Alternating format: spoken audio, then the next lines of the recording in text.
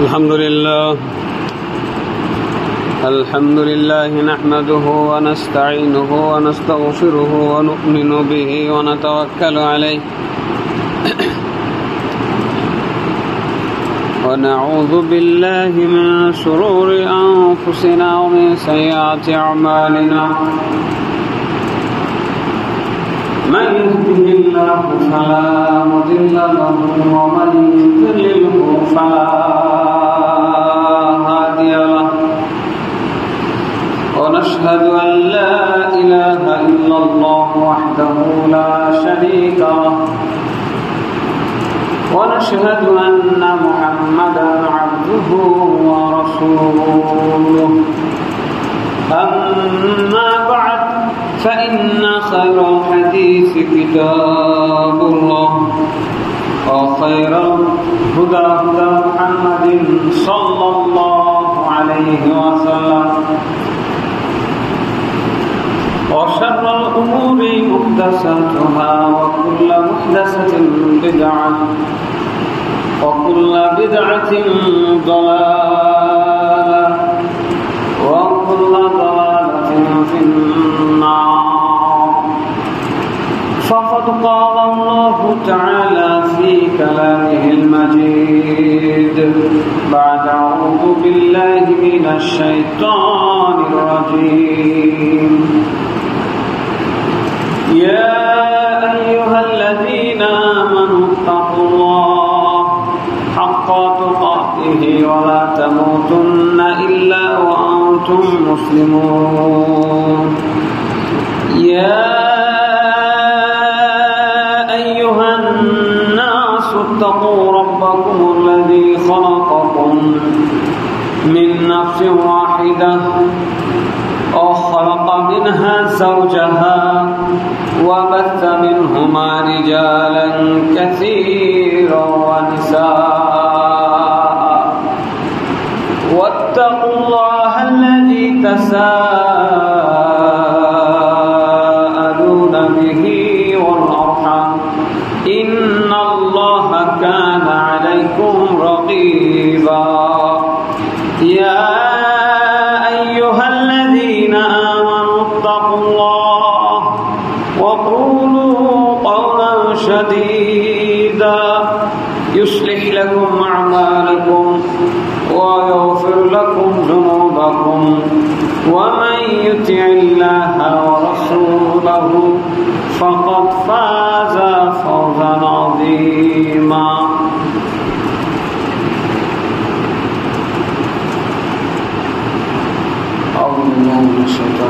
بسم الله الرحمن قاف والقرآن المجيد بل عجبوا أن جاءهم منذر منهم فقال الكافرون هذا شيء عجيب أإذا متنا وكنا ترابا ذلك رجع بعيد قد علمنا ما تنقص الأرض منهم وعندنا كتاب حفيظ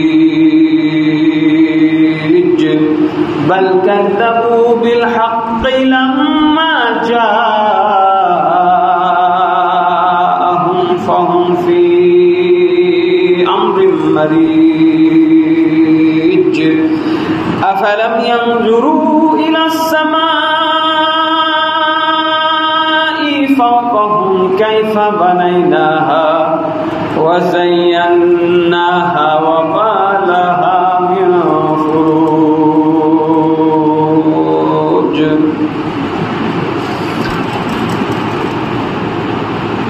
عن ابن مسعود رضي الله عنه أن رسول الله صلى الله عليه وسلم قال ما لي وللدنيا وما أنا والدنيا إلا كراكب استظل تحت شجرة ثم راح وتركها رواه الترمذي. যাবতীয় প্রশংসা গুণগান হামদ সানা আল্লাহ রাব্বুল আলামিনের জন্য যাবতীয় দরুদ সালাম বর্ষিত হোক তার শেষ নবী প্রিয় নবী মুহাম্মদ রাসূলুল্লাহ সাল্লাল্লাহু আলাইহি ওয়াসাল্লামের উপরে। রাসূল সাল্লাল্লাহু আলাইহি ওয়াসাল্লাম আখিরাতকে প্রাধান্য দিয়েছেন এবং এই উম্মত মুহাম্মাদীকে আখিরাতকে প্রাধান্য দেওয়ার জন্য বিশেষভাবে তাকিদ করেছেন। ইবনে মাসউদ রাদিয়াল্লাহু আনহু বলছেন, নাম রাসূলুল্লাহ সাল্লাল্লাহু আলাইহি ওয়াসাল্লাম আলা হাসির। রাসূল সাল্লাল্লাহু আলাইহি ওয়াসাল্লাম একদিন চাটাইয়ের উপরে ঘুমালেন, এমনকি তার শরীরে দাগ পড়ে গেল। তিনি যখন উঠলেন তার পিঠের দাগগুলো দেখা যাচ্ছিল। সাহাবায়ে কেরাম বললেন,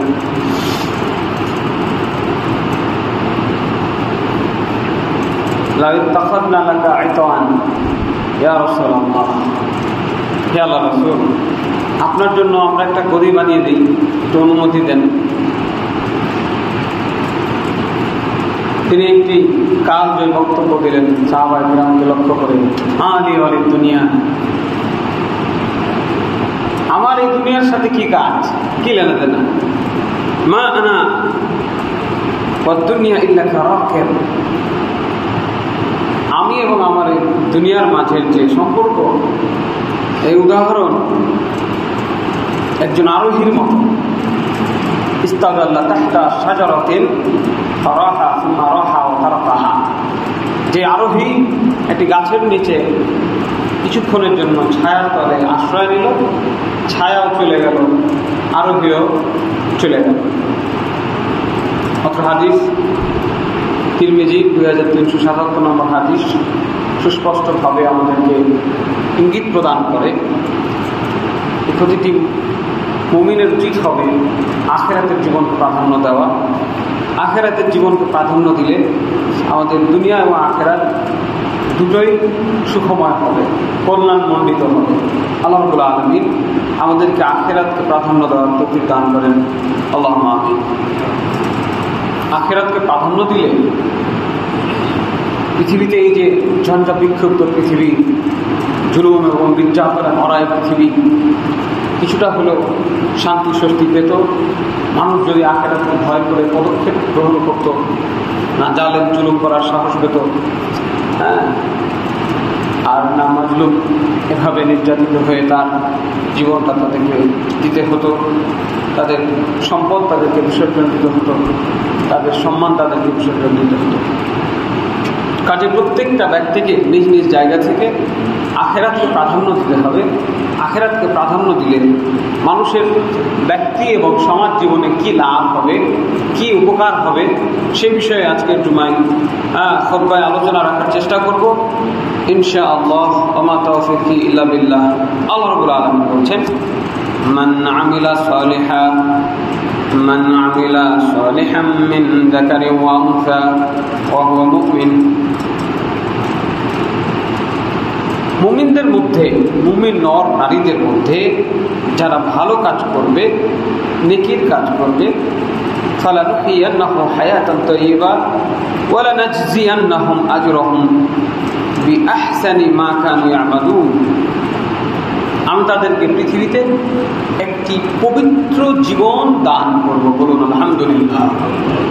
প্রতিটি নেককার ব্যক্তিকে, বান্দা বান্দিকে আল্লাহ রাব্বুল আলামিন এই দুনিয়ার বুকে একটি উত্তম পবিত্র জীবন দান করবেন এবং আখিরাতে তাদেরকে এর থেকে উত্তম বদলা দান করবেন, তাদের দুনিয়ার যে আমল তার ফলাফল স্বরূপ।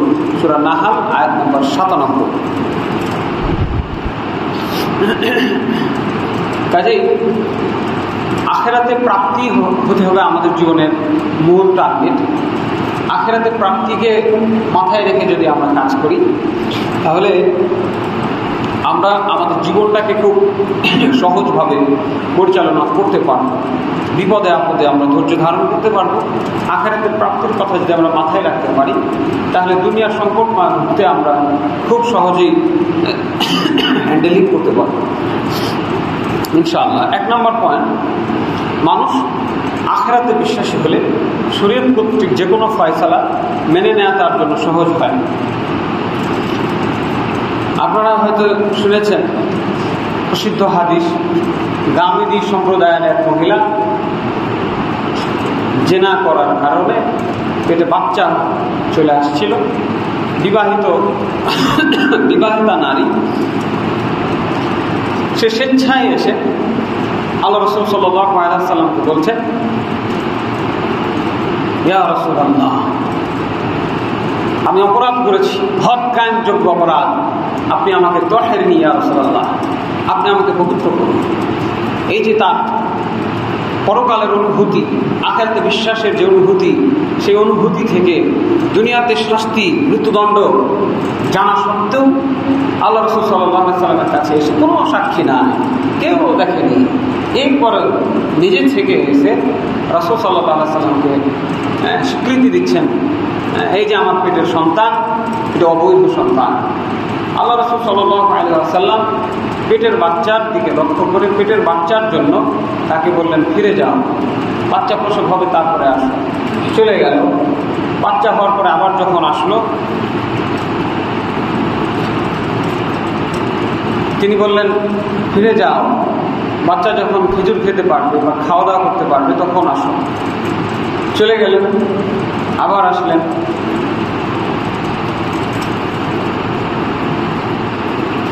গর্ভধারণের 9টি 10টি মাস, বাচ্চা লালন পালনের 2টি বছর, টানা প্রায় 3 বছর এই যে অনুতাপ নিয়ে ফিরছেন বারবার। এটি কেন? তাহরিনি ইয়া রাসূলুল্লাহ, আমাকে পবিত্র করুন হে আল্লাহর রাসূল। 2 বছর পরে সেই বাচ্চা যখন খেজুর খেতে পারছে, তখন তিনি বললেন, কে আছো এই বাচ্চার দায়িত্ব নিতে পারবে? একজন সাহাবী বললেন, ইয়া রাসূলুল্লাহ, আমি নিব। তখন তাকে নিয়ে সেই সাহাবীকে দিয়ে দেওয়া হলো এবং এই মহিলাকে নিয়ে গিয়ে হত্যা করার জন্য আদেশ দেওয়া হলো। রজম করে পাথর মেরে তাকে হত্যা করা হলো। আবার মায়েদ আসলামী একজন পুরুষ সাহাবী, একই ঘটনা, তিনিও বিবাহিত পুরুষ, জেনায় লিপ্ত হওয়ার কারণে আল্লাহ রাসূলকে এসে বলছেন, তাহরিনি ইয়া রাসূলুল্লাহ, আমাকে পবিত্র করুন হে আল্লাহ রাসূল। হ্যাঁ, আবিহি জুনুন, এই লোক কি পাগল? আল্লাহ রাসূল বলছেন, যাও, তুমি ফিরে যাও। বিচারক সুযোগ দিচ্ছে পালিয়ে যাওয়ার জন্য, কিন্তু আসামি পালিয়ে যাচ্ছেন না। আখিরাতের ভয় তাদের ভেতরে এতটাই কাজ করতো, নিজে থেকে নিজের জীবন চলে যাবে এমনটা জানার পরেও তারা আখিরাতকে প্রাধান্য দিয়ে নিজেদের জীবনটা এইভাবে মিলিয়ে দিয়েছেন। আল্লাহ রাব্বুল আলামিন দয়া করে, মায়া করে তাদের পাপ ক্ষমা করে দিয়েছেন। বলুন আলহামদুলিল্লাহ। আল্লাহ সুবহানাহু ওয়া তাআলা বলছেন, يا أيها الذين آمنوا أطيعوا الله وأطيعوا الرسول وأولي الأمر منكم فإن تنازعتم في شيء فردوه إلى الله والرسول إن كنتم تؤمنون بالله واليوم الآخر।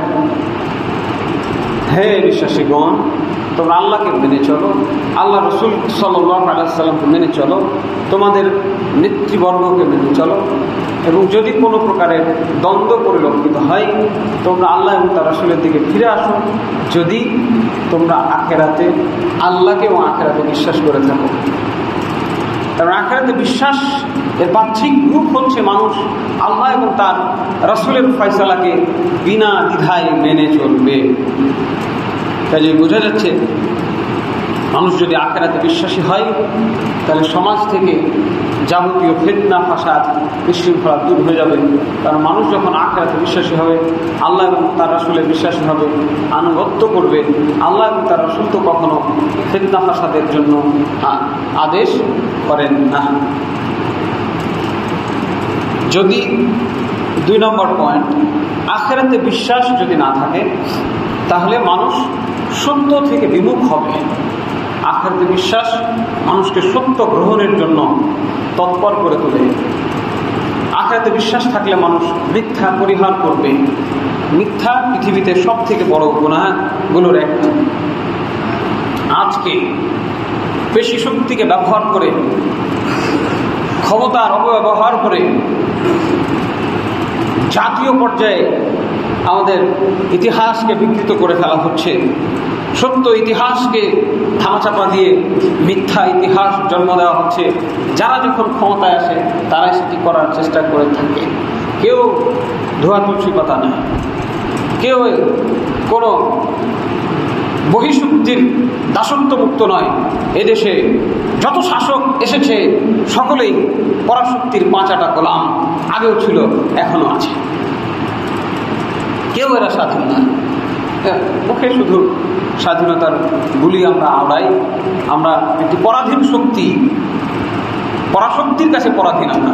আমরা সত্য কথা বলতে ভয় পাই, আমরা সত্য ইতিহাস জানতে ভয় পাই, আমরা সত্য ইতিহাস মানতে ভয় পাই।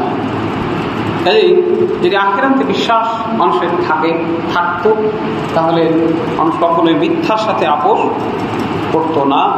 আল্লাহ রাব্বুল আলামিন সূরা নাহলের 22 নম্বর আয়াতে বলছেন, ইলাহুকুম ইলাহু ওয়াহিদ ফাল্লাযীনা লা ইউমিনুনা বিল আখিরাতি কুলুবুহুম মুনকিরা ওয়া হুম মুস্তাকবিরুন।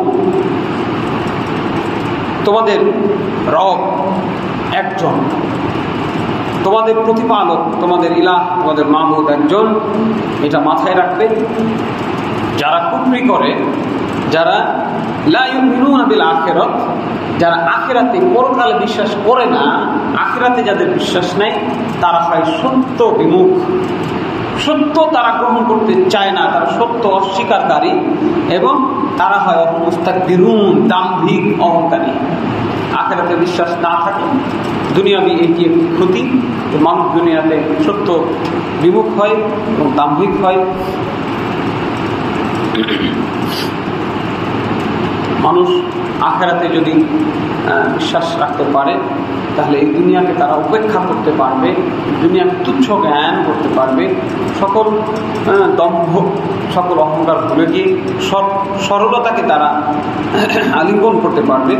রাসূল সাল্লাল্লাহু আলাইহি ওয়াসাল্লাম গুটি কয়েক সাহাবীকে নিয়ে মদিনায় হিজরত করলেন আল্লাহর ইচ্ছায়। মক্কায় থাকার তাদের জায়গা হলো না, নিজেদের ভিটেমাটি ছেড়ে, আত্মীয় স্বজন ছেড়ে তাদেরকে দেশ থেকে হিজরত করতে হলো। সেখানে গিয়েও পরিত্রাণ নাই। সারা আরব বিশ্বের সকল অমুসলিম পরাশক্তিগুলো একত্রিত হয়েছে মুহাম্মদ এবং তার অনুসারীদেরকে চিরতরে মিটিয়ে ফেলা হবে। নাউজুবিল্লাহ। খন্দকের যুদ্ধের আগের কথা বলছি। রাসূল সাল্লাল্লাহু আলাইহি ওয়াসাল্লাম সামরিক জ্ঞান দিয়ে আল্লাহ রাব্বুল আলামিনের দয়ার বরকতে, তার দেয়া কৌশল নিয়ে তিনি পরীক্ষা খনন করলেন। বিশাল খন্দক সাহাবায়ে কেরামকে নিয়ে তিনি খনন করলেন, যাতে শত্রুর দল সামনে থেকে আক্রমণ করতে না পারে। পিছনে ডানে বাম পাহাড় পর্বত রয়েছে, সে জায়গাগুলো দিয়ে আক্রমণ করা সহজ হবে না। এমত অবস্থায় ক্ষুধা, পেটে ক্ষুধা, খাবার নাই, দেহে শক্তি নাই, এই দুর্বল কিছু সাহাবীদেরকে নিয়ে তিনি পরীক্ষা খনন করছেন, কবিতা আওড়াচ্ছেন, যাতে তাদের আগ্রহ বৃদ্ধি পায়। আল্লাহুম্মা লা আইশা ইল্লা আইশাল আখিরা ফাগফির লিল মুহাজিরিন ওয়াল আনসার। হে আল্লাহ, দুনিয়ার আরামায়েশ নয়, আখিরাতের আরামায়েশ হয়। দুনিয়ার আরামায়েশ নয়, আখিরাতের আরামায়েশ ছাড়া কোনো আরামায়েশ নাই। আমরা মুমিন, আমরা আখিরাতে গিয়ে আরাম করব, বিশ্রাম করব। এই দুনিয়া বিশ্রামের জায়গা নয়। হে আল্লাহ, ফাগফির লিল মুহাজিরিন ওয়াল আনসার, আপনি মুহাজিরদেরকে ক্ষমা করেন, আনসারদেরকে ক্ষমা করেন। সহিহ বুখারী হাদিস নম্বর 4098। এমনকি রাসূল সাল্লাল্লাহু আলাইহি ওয়াসাল্লাম পর্যন্ত ক্ষুধার্ত অবস্থায় দিনের পর দিন না খেয়ে পেটে পাথর বেঁধে সাহাবায়ে কেরামকে নিয়ে পরীক্ষা খনন করেছেন। এই থেকে এদেশের শাসকবর্গকে শিক্ষা নেওয়া উচিত। বিশ্ব মানবতার যিনি মুক্তির দূত, যিনি পুরো বিশ্বজাহানকে হেদায়েতের রাস্তা দেখিয়েছেন, রাষ্ট্র পরিচালনা করেছেন, তিনি রাজা, তিনি শাসক, তিনি খতিব, তিনি ইমাম, তিনি সমাজ হিতৈষী, সমাজ দরদ নেতা, তিনি সাধারণ জনগণের সাথে কাঁধে কাঁধ মিলিয়ে কাজ করছেন। আপনি এই রাজ সিংহাসনে বসে এই ধরনের রাহাজানি, জুলুম, নির্যাতন পূর্ণ পরিবেশ তৈরির জন্য আপনি বসে বসে মজা দেখবেন, এটি কখনোই কাম্য নয়। আমাদের রাসূল মুহাম্মদ সাল্লাল্লাহু আলাইহি ওয়াসাল্লামের আদর্শে আমাদেরকে আদর্শিত হতে হবে, সেদিকে আমাদেরকে ফিরে যেতে হবে। আখিরাতে বিশ্বাস মানুষকে নেকির কাজে একাগ্রতা বৃদ্ধি করে, মানুষের নেকির কাজ করার মনোভাব বৃদ্ধি করে। আল্লাহ সুবহানাহু ওয়া তাআলা বলছেন সূরা সূরা আয়াত নম্বর 20, মান কানা ইউরিদু হারসাল আখিরাহ নাজিদ লাহু ফি হারসিহি ওয়া মান কানা ইউরিদু হারসাদ দুনিয়া নুতিহি মিনহা ওয়া মা লাহু ফিল আখিরাতি মিন নসিব। যারা দুনিয়ার ফসল আল্লাহর কাছে কামনা করে, যারা আখিরাতের ফসল আল্লাহর কাছে কামনা করে, আল্লাহ সুবহানাহু ওয়া তাআলা তাদের ফসল বহুগুণে বাড়িয়ে দেন। বলুন আলহামদুলিল্লাহ। আর যারা এই দুনিয়াতে ভালো থাকতে চায়, যারা দুনিয়ার ফসল কামনা করে, তাদেরকে আল্লাহ অল্প কিছু দিয়ে থাকেন। দুনিয়াতে আমি তাদের অল্প কিছু দিই, ওয়া মা লাহু ফিল আখিরাতি মিন নসিব, আখিরাতে তাদের জন্য কোনো অংশ নাই। আজকে মানুষের দিকে দেখলে খুবই বড় কষ্ট লাগে, হন্যে হয়ে সারাটা দিন মানুষ শুধু দুনিয়া দুনিয়া দুনিয়া দুনিয়া করে দুনিয়ার পিছনে ছুটে বেড়াচ্ছে। আল্লাহ রাব্বুল আলামিনের এই দ্ব্যর্থহীন ভাষা আয়াত, কোরআনের এই আয়াত থাকা সত্ত্বেও মুসলিমরা কি করে এই দুনিয়াকে প্রাধান্য দিতে পারে এবং দুনিয়াকে ভোগ করার উদ্দেশ্যে পরস্পরে হানাহানি মারামারিতে লিপ্ত হতে পারে। আল্লাহ রাব্বুল আলামিন আমাদেরকে বুঝার তৌফিক দান করেন, আল্লাহুম্মা আমিন। আনাস রাদিয়াল্লাহু আনহু থেকে বর্ণিত, রাসূল সাল্লাল্লাহু আলাইহি ওয়াসাল্লাম বলেছেন, অত্যন্ত গুরুত্বপূর্ণ একটি হাদিস। এই ছেলে উঠো ওখান থেকে, উঠো, এদিকে বসো, কথা বলা যাবে না। এরপরে আনাস রাদিয়াল্লাহু আনহু বলছেন, রাসূল সাল্লাল্লাহু আলাইহি ওয়াসাল্লাম বলেছেন, মান কানাতিল আখিরাতু হাম্মাহু জাআলাল্লাহু গিনাহু ফি কলবিহি। খেয়াল করুন, মান কানাতিল আখিরাতু হাম্মাহু, যে ব্যক্তি আখিরাতকে তার ধ্যান জ্ঞান সর্বত্র আখিরাতকে রাখবে, তার প্রতিটি কাজের ক্ষেত্রে আখিরাতকে হিসাবে রাখবে, আখিরাতের ফলাফল কি হতে পারে এই চিন্তা রেখে যে তার কাজগুলো, দুনিয়ার কাজগুলো করবে, জাআলাল্লাহু গিনাহু ফি কলবিহি, তার অন্তরকে আল্লাহ অভাব মুক্ত করে দিবেন। বলুন আলহামদুলিল্লাহ। অভাব মিটিয়ে দেওয়া হবে। যদি আখিরাতের চিন্তায় মানুষ কাজ করতে পারে, তার দুনিয়াতে কোনো কিছু অভাব বলে তার মনে হবে না। ওয়া জাআলাল্লাহু শামলাহু ওয়া আতাতহু দুনিয়া ওয়া হিয়া রাগীমাতুন, তার বিক্ষিপ্ত কাজগুলো, বিশৃঙ্খল কাজগুলোকে আল্লাহ সুবহানাহু ওয়া তাআলা সুশৃঙ্খল করে দিবেন। সব কাজগুলো কেন যেন ইজিলি মেনটেন হয়ে যাবে। কথা বুঝলেন? তাড়াহুড়া করে বাড়ি থেকে বের হচ্ছেন, মোটর সাইকেলের চাবি খুঁজে পাচ্ছেন না, ওইদিকে দোকানে আপনার খরিদ্দার, আপনার অফিসের বস ফোন করে আপনাকে তাড়াহুড়া করে ডাকছে, আপনি স্ত্রীর ওপর চিল্লাপাল্লা করলেন, স্ত্রী আপনার ওপর চড়াও হয়ে গেল, স্বামী স্ত্রীর সম্পর্কটা নষ্ট হলো। তারপরে কোনো রকম খুঁজে পেলেন, দেরি হলো, তাড়াহুড়ো করে দ্রুত মোটর বাইক নিয়ে চলতে গেলেন, গিয়ে অটোর সাথে ধাক্কা লেগে পড়ে গিয়ে পা ভেঙে গেল। ভাগ্য হয় না, তাই না? তাহলে কাজে গেলেন একটা, হয়ে গেল আর একটা। এই যে অস্থির জীবন, হসপিটালে শুয়ে খবর পাচ্ছেন মেয়ে পাশের বাড়ির সেই নেশাগ্রস্ত হিরণখোর, গাঁজাখোর থার্ড ক্লাস ছেলের সাথে পালিয়ে গেছে। একটার পর একটা বিপদ আপনার উপর চেপে যাচ্ছে। আল্লাহ রাব্বুল আলামিন, রাসূল সাল্লাল্লাহু আলাইহি সাল্লাম এটাই বলছেন, ওয়ামান কানাতিদ দুনিয়া হাম্মাহু জাআলাল্লাহু ফাকরাহু বাইনা আইনাইহি। কেউ যদি দুনিয়ার জীবনকে বেশি প্রাধান্য দিয়ে ফেলে, তাহলে যার ধ্যান জ্ঞানে শুধু দুনিয়া দুনিয়া দুনিয়া, আল্লাহ রাব্বুল আলামিন তার চোখের সামনে শুধু অভাব আর অভাব তুলে ধরবেন। লা হাওলা ওয়ালা কুওয়াতা ইল্লা বিল্লাহ। হচ্ছে না এরকম? কোটি টাকার মালিক, তার বেশি অভাব, যার যত সম্পত্তি তার তত বেশি অভাব চলছে। কাজে এরপরে আল্লাহ রাসূল সাল্লাল্লাহু আলাইহি সাল্লাম বললেন যে তার সুশৃঙ্খল অফরকা আলাইহি শামলাহু, তার সুশৃঙ্খল সাজানো গোছানো কাজগুলোকে আল্লাহ তাবারাকা তাআলা বিক্ষিপ্ত করে দিবেন। নাউজুবিল্লাহ, সবাই নাউজুবিল্লাহ বলুন। যদি দুনিয়াকে বেশি প্রাধান্য দেন, আখিরাতকে ভুলে যান, আখিরাতকে প্রাধান্য না দেন, তাহলে আল্লাহ রাব্বুল আলামিন আমার আপনার গচ্ছিত সংসারকে ধ্বংস করে দিতে পারেন। গচ্ছিত ব্যবসা বাণিজ্য, সবকিছু আল্লাহ কি করতে পারেন? ধ্বংস করে দিতে পারেন। ওয়ালাম ইয়াতিহি মিনাদ দুনিয়া ইল্লা মা কুদ্দিরা লাহু, বড়ই একটি শাশ্বত বাণী, ধ্রুব সত্য। কোন মানুষ তার তাকদীরে যতটুকু আছে এর থেকে বেশি একটুও পাবে না। কোন মানুষ তার তাকদীরে যতটুকু আছে এর থেকে বেশি কিছুই পাবে না। এই ছোটাছুটির কোন মানে হয়? ছোটাছুটির কোন মানে হয়? সকাল থেকে সন্ধ্যা পর্যন্ত এক ছোটাছুটি কি মানে? আপনি ছুটলে যা পাবেন, না ছুটলেও তাই পাবেন। এরকম প্রশ্ন আসতে পারে, তাহলে কাজ করে লাভ কি? ঘরে শুয়ে ঘুমাবো নাকি? আমরা যেহেতু জানি না যে আমাদের তাকদীরে কি আছে, এই জন্য আমরা ছুটে বেড়াই। এই জন্য আমাদের ছুটে বেড়াতে হবে, কাজ করতে হবে।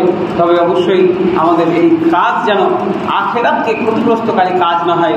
আল্লাহ রাব্বুল আলামিন আমাদেরকে বিষয়টি অনুধাবন করার তৌফিক দান করেন। আল্লাহুম্মা আমিন। আখিরাতকে প্রাধান্য দেওয়ার এবং দুনিয়াকে তুচ্ছ জ্ঞান করার তৌফিক দান করেন। আল্লাহুম্মা আমিন। সৎকর্মে দৃঢ়তার সৃষ্টি হয়। আখিরাতে বিশ্বাসী মানুষজনের মধ্যে একটি গুণ আল্লাহ রাব্বুল আলামিন দিয়ে থাকেন, যে তাদের মধ্যে ভালো কাজ করতে, নেকির কাজ করতে তাদেরকে কি লাগবে? ভালো লাগবে। বদরের যুদ্ধে রাসূল সাল্লাল্লাহু আলাইহি ওয়াসাল্লাম সবাইকে নির্দেশ দিলেন, কুমু ইলা জান্নাতিন আরদুহাস সামাওয়াতি ওয়াল আরদ, আরদুহাস সামাওয়াতি ওয়াল আরদ, তোমরা দাঁড়িয়ে যাও, জান্নাতের জন্য তোমরা দাঁড়িয়ে যাও, যে জান্নাতের প্রশস্ততা আসমান জমিনের সমান। বলুন আলহামদুলিল্লাহ। তিনি বললেন না যে শত্রুদের সম্মুখে দাঁড়াও, শত্রুদের মোকাবেলার জন্য দাঁড়াও। আমাদের এই বিশ্ব মোড়লদের, এই বিশ্বে যে যুদ্ধ বিগ্রহ পরিচালিত হয়, সেখানে তাদের টার্গেট থাকে শত্রু দলকে পরাস্ত করে ক্ষমতা হাসিল করা। সেখানে তাদের টার্গেট থাকে বীর বিক্রম খেতাব লাভ করা। সেখানে তাদের টার্গেট থাকে এই দুনিয়াটাকে দখল করে এই দুনিয়াটাকে ভোগ করা। রাসূল মুহাম্মদ সাল্লাল্লাহু আলাইহি ওয়াসাল্লাম বিশ্বজাহানের নেতা, তিনি কমান্ডার, তিনি সেনাপতি, তিনি যুদ্ধ পরিচালনাকারী, তিনি জিহাদ পরিচালনা করে দেখিয়ে দিলেন, কুমু ইলা জান্নাতিকুম, তোমরা তোমাদের জান্নাতের আশায় দাঁড়িয়ে যাও। আরদুহাস সামাওয়াতু ওয়াল আরদ, যার প্রশস্ততা আসমান জমিনের সমান।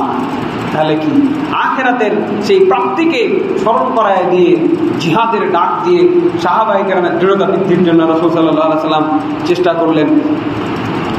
একজন সাহাবী, ওনার নাম উমাইর ইবনুল হুমাম, আনসারী সাহাবী, উঠে বলছেন, ইয়া রাসূলুল্লাহ, জান্নাতের প্রশস্ততা কি নবমণ্ডল ও ভূমণ্ডল ব্যাপী? তিনি বললেন হ্যাঁ। তখন তিনি বললেন, বাহ বাহ, ছাড়ো ছাড়ো।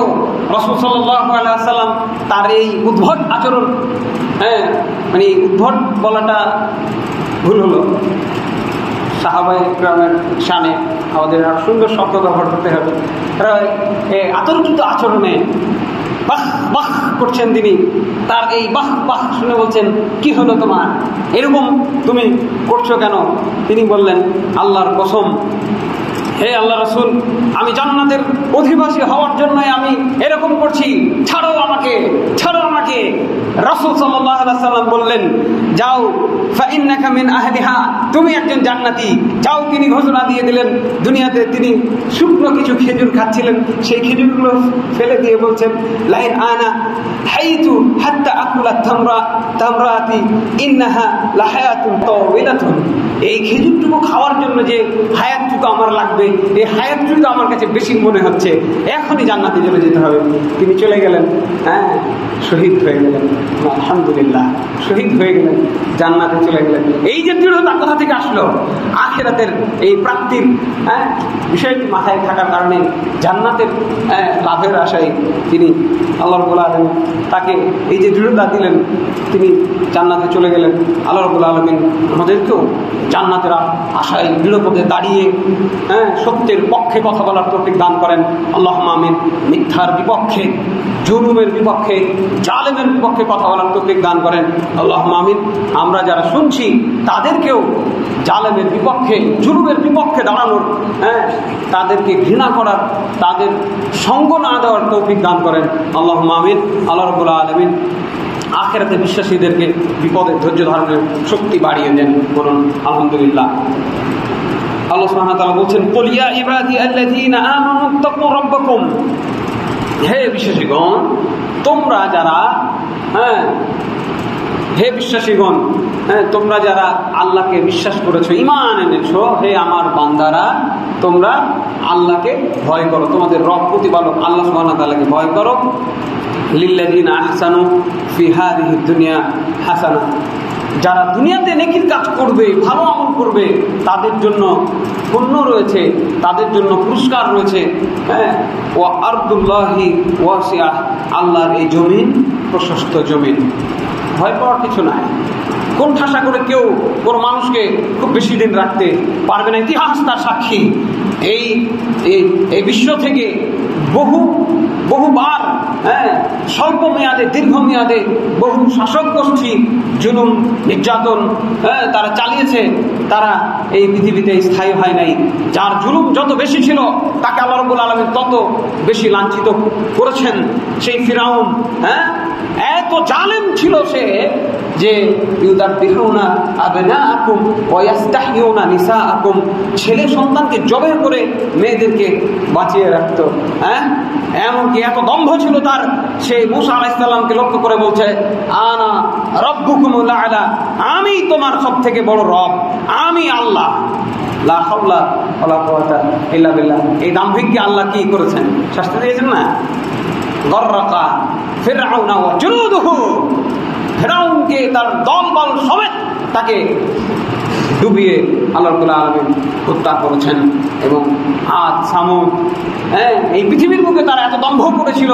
আল্লাহ রাব্বুল আলামিন বলছেন, লাম ইখলাক মিসলুহা ফিল বিলাদ। এই পৃথিবীর বুকে এত বড় জালেম আর আমি আল্লাহ কোনোদিন সৃষ্টি করি নাই, করব না। এত বড় জালেমকে আল্লাহ রাব্বুল আলামিন রিহিন সরসরান, এমন ঝঞ্ঝা বায়ু দিয়েছিলেন, এই বাতাসে সবকে একদম খেজুর গাছের কাণ্ড পড়ে থাকে যেমন নিস্তব্ধ নিথর দেহগুলোকে এইভাবে ফেলে রাখা হয়েছিল। আর সামুদ, তাদেরকে ধ্বংস করা হয়েছিল। যারা দেশ চালাচ্ছেন, নির্যাতন করছেন, নির্যাতনের সুযোগ সৃষ্টি করছেন, তাদেরকে বলবো আল্লাহ তাআলাকে ভয় করুন। এইরকম পরিণতি খুব বেশি দিন নয়। আল্লাহ সুবহানাহু ওয়া তাআলা চাইলেই রাতারাতি এই ধরনের ঘটনা ঘটতে পারে। ইমাম সাহেব খুতবায় দাঁড়িয়ে দোয়া করতে থাকবেন, খুতবায় দাঁড়িয়ে দোয়া করতে থাকবেন। কাজ যা হওয়ার আল্লাহ রাব্বুল আলামিন তার বাহিনী ফেরেশতা পাঠিয়ে সেখানে করে দিতে সক্ষম। ইমাম সাহেব মাঠে যাওয়া লাগবে না। কথা বুঝছেন? মানুষের বদদোয়া আল্লাহ রাব্বুল আলামিনের কাছে জালেম এবং জুলুম এবং মাজলুম এবং আল্লাহর মাঝে, তার দুয়ার মাঝে কোনো পর্দা থাকে না। আল্লাহর কাছে জবাব দিতে ভয় রাখুন। জুলুমের শাস্তি বড় ভয়ানক। রাসূল সাল্লাল্লাহু আলাইহি সাল্লাম বলছেন যে জুলুম হচ্ছে বিচারের মাঠে অন্ধকার, সেখানে আপনি কোনো জালেম সেখানে আলো পাবে না। এরপরে আল্লাহ রাব্বুল আলামিন কি বলছেন? ইন্নামা ইউওয়াফাস সাবিরিনা আজরাহুম বিগাইরি হিসাব। যারা ধৈর্য ধারণ করতে পারবে, এই জুলুম নির্যাতনের সময় ধৈর্য ধারণ করতে পারলে তাদের জন্য রয়েছে কি? বিগাইরি হিসাব। হিসাববিহীন আল্লাহ রাব্বুল আলামিন মানুষকে কি দিবেন? আজর দিবেন, প্রতিদান দিবেন। বলুন আলহামদুলিল্লাহ। কাজেই আমাদের হারানোর কিছু নাই, ঠিক আছে? আমাদের মৃত্যু আমাদের জন্য উপহার। মৃত্যুর ভয় যাদের কাজ করে তারা কাপুরুষ, মৃত্যুর জন্যই আমাদের সৃষ্টি করা হয়েছে। কুল্লু নাফসিন যায়িকাতুল মাউত ওয়া ইন্নামা তুওয়াফাউনা উজুরাকুম ইয়াওমাল কিয়ামাতি ফামান যুহদিহা আনিন নারি ওয়া উদখিলাল জান্নাতা ফাকাদ ফাজ ওয়া মাল হায়াতুদ দুনিয়া ইল্লা মাতাউল গুরুর। প্রত্যেকটা আত্মাকে মৃত্যুর স্বাদ গ্রহণ করতে হবে, এরপর তোমাদেরকে তোমাদের কৃতকর্মের প্রতিফল দেওয়া হবে পূর্ণ মাত্রায়। সেদিন যাকে জাহান্নাম থেকে বাঁচিয়ে জান্নাতে দেওয়া হবে, সেই চূড়ান্ত সফল। আলহামদুলিল্লাহ। মৃত্যু না হলে কি জান্নাত যাইতে পারবো? জান্নাত না যাইতে পারলে কি সফলতা হলো? এই পৃথিবীর এই স্বল্পকালের এই ক্ষমতা, এই দম্ভ শেষ করে যদি জাহান্নামে অনন্তকাল আগুনে জ্বলতে হয়, এটা আমার জন্য কি দুর্ভাগ্য না? এটা দুর্ভাগ্য। অমাল হায়াতুদ দুনিয়া ইল্লা মাতাউল গুরুর। এই অল্পকালের দুনিয়া আল্লাহ রাব্বুল আলামিন বলছে এটি জাস্ট অল্প কিছু দিনের ভোগের সামগ্রী মাত্র। এই ভোগের সামগ্রী নিয়ে আমরা রাত দিন পার করছি। আল্লাহ আমাদের বোঝার তৌফিক দান করেন। আল্লাহুম্মা আমিন। ধৈর্যের বিষয়ে অনেক কথা বলা যায়। রাসূল সাল্লাল্লাহু আলাইহি ওয়াসাল্লাম পিতাকে মাতাকে বেঁধে, সন্তানকে একত্রে বেঁধে মক্কায় নির্যাতন করা হচ্ছে। যুবক সন্তানের সামনে মাতাকে উলঙ্গ করে নির্যাতন করা হলো, পিতাকে পিটিয়ে হত্যা করা হলো। এরপরে আল্লাহ রাসূল সাল্লাল্লাহু আলাইহি ওয়াসাল্লাম এই নির্যাতিত পরিবারের পাশ দিয়ে যাচ্ছেন আর বলছেন, ইসবির ইয়া আলা ইয়াসার ইন্না মাউইদাকুমুল জান্নাহ। ধৈর্য ধরো হে ইয়াসির পরিবার, তোমাদের জন্য জান্নাত অপেক্ষা করছে। আলহামদুলিল্লাহ।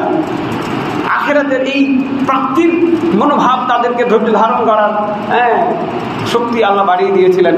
তারা নিহত হয়ে আখিরাতে শহীদ হয়ে জান্নাতে চলে গেলেন। জাযাউহুম বিমা সাবারু জান্নাতান ওয়া হারিরা।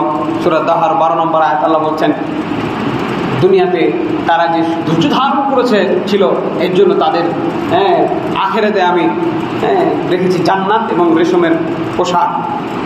এরপরে দেখেন, এই যে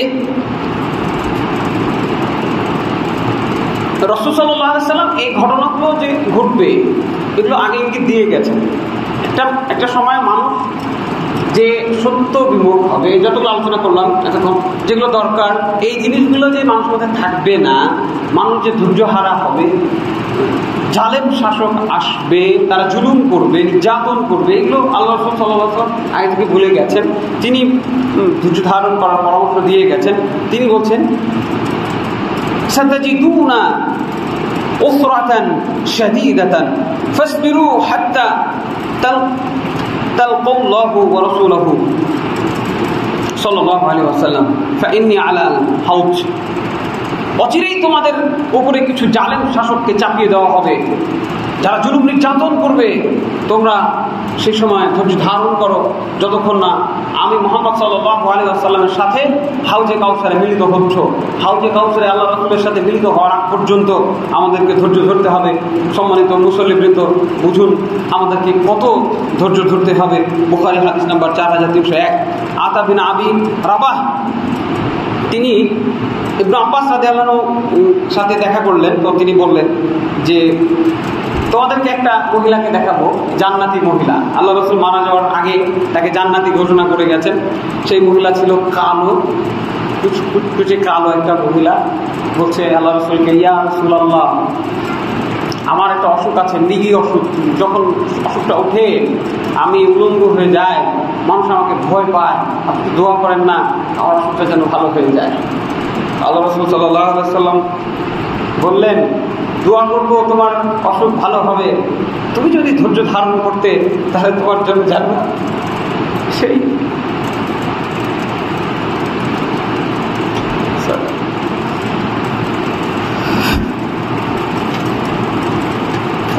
মহিলা আমি বাসায় গেলেন, ফিরে আসলেন, সিদ্ধান্ত পেশ করছেন, ইয়া রাসূলুল্লাহ, আমি ধৈর্য ধারণ করতে চাই।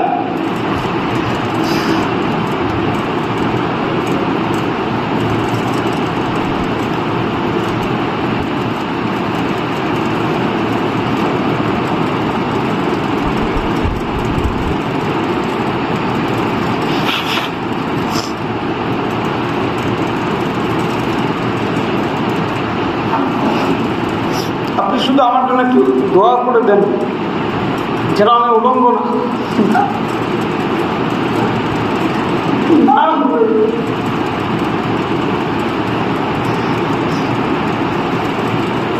সাল্লাল্লাহু আলাইহি ওয়াসাল্লাম দোয়া করে দিলেন,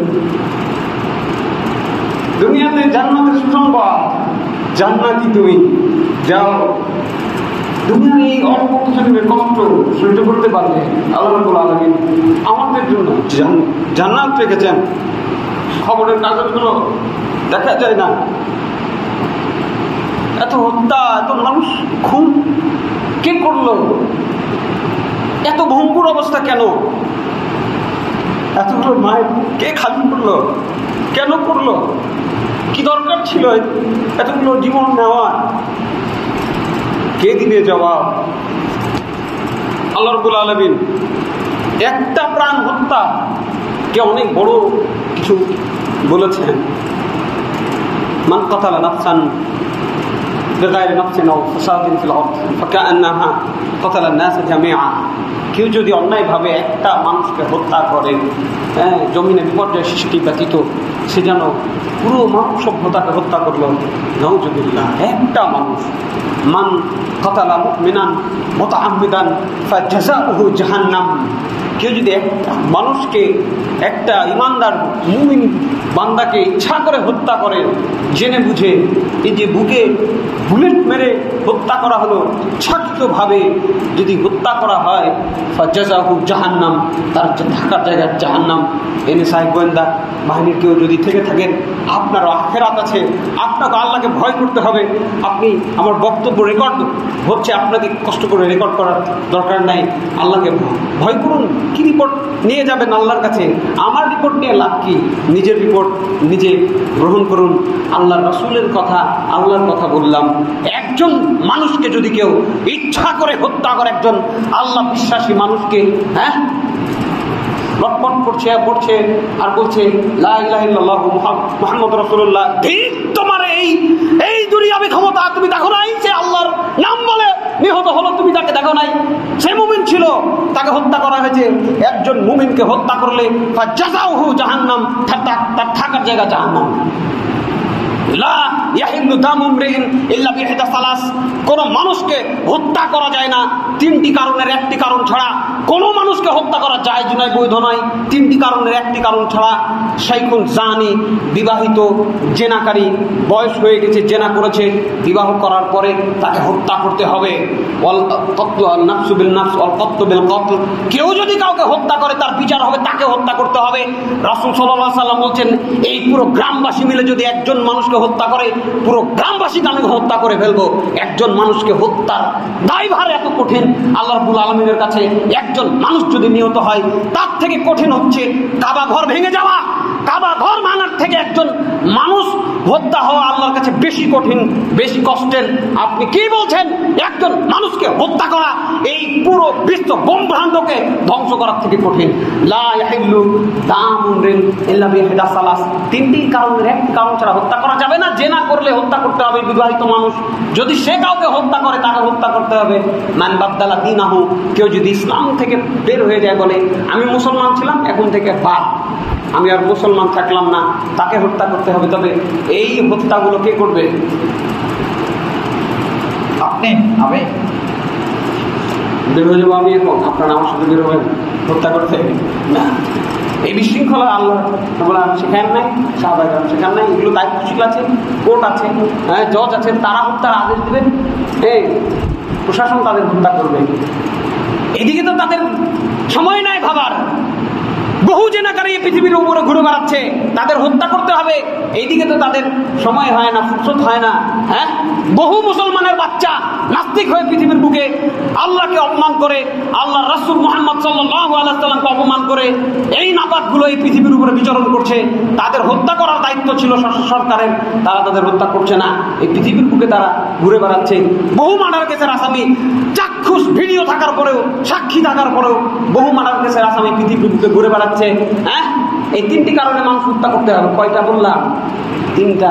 চারটা যুক্ত করার এখতিয়ার কাউকে দেওয়া হয় নাই। চারটা যুক্ত করার এখতিয়ার কাউকে দেওয়া হয় নাই। খিয়ারাতুম মিন আমরিহিম, ইখতিলাফ করা, আল্লাহ এবং আল্লাহর রাসূলের বিধানের বিপরীত করার এখতিয়ারই দেওয়া হয় নাই। এই যে এতগুলো প্রাণ গেল, এই তিনটার একটা কারণের মধ্যে কি তবে আমি সবাইকে বলতে চাই, উত্তেজিত হলে হবে না, ধৈর্য ধরতে হবে। ধৈর্যের গল্প শোনালাম না? জালেমদের জন্য বদদোয়া করতে হবে, জুলুমের বিরুদ্ধে আল্লাহর কাছে নালিশ দিতে হবে। আপনি ধৈর্য ধারণ করুন। বিশৃঙ্খলা আরও বাড়াইলে আরও হতাহত হবে, আরও ক্ষতি হবে। বেশি বেশি আল্লাহর কাছে আমাদেরকে পানা চাইতে হবে। এই দুনিয়াবি ভোগ বিলাস থেকে আমাদেরকে ফিরে এসে আখেরাতে যাইতে হবে। ভাই পুলিশ ভাই, আপনারও আখেরাত আছে। হ্যাঁ, সেনাবাহিনীকে বলছে আপনারও আখেরাত আছে। আখেরাতকে ভয় করে ওই বুলেটটা ছোড়ার আগে একবার ভেবে নেবেন যে আমি যে বুলেটটা ছুড়লাম এটার বিপরীতে আমাকে আখেরাতে কি পেতে হবে। যদি আখেরাত ভালো কিছু পান, যদি আপনার জ্ঞান আপনাকে সেটাই বলে, যদিও নিজের জ্ঞান দিয়ে হবে না, কোরআন এবং হাদিস থেকে চষে যে জ্ঞান আপনি পাবেন সেই জ্ঞান যদি আপনাকে সেটা বলেন সেটা করুন। যদি না করেন এই থেকে ফিরে আসুন। সবাইকে বলবো, শাসক বর্গকেও আমি এইটা অনুরোধ রাখছি যে নির্যাতনের সকল পথ রুদ্ধ করুন, মানুষকে শ্বাস নিতে দেন, হাত ছেড়ে বাঁচতে দেন। আল্লাহ রাব্বুল আলামিন যেন আমাদের শাসক বর্গকে এই বিষয়গুলো বোঝার তৌফিক দান করেন। আল্লাহুম্মা আমিন। তিনি যেন তাদেরকে পবিত্র কোরআন ও সহিহ হাদিসের আলোকে তাদের জীবন পরিচালনা করার, রাষ্ট্র পরিচালনা করার তৌফিক দান করেন। আল্লাহুম্মা আমিন।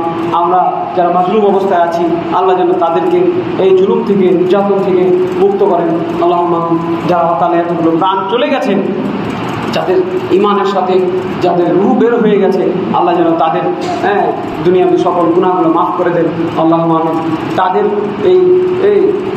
তাদের যে পরিবার, যে দুঃখিত পরিবার, অসহায় পরিবারগুলো, তাদেরকে আল্লাহ যেন সান্ত্বনা দান করেন। আল্লাহুম্মা আমিন। মা আলাইনা ইল্লাল বালাগ ওয়া আকুল কওলি হাযা ওয়া আস্তাগফিরুল্লাহ লি ওয়া লাকুম ওয়া লিসাইরিল মুসলিমিন ফাস্তাগফিরুহু ইন্নাহু হুয়াল গফুরুর রহিম।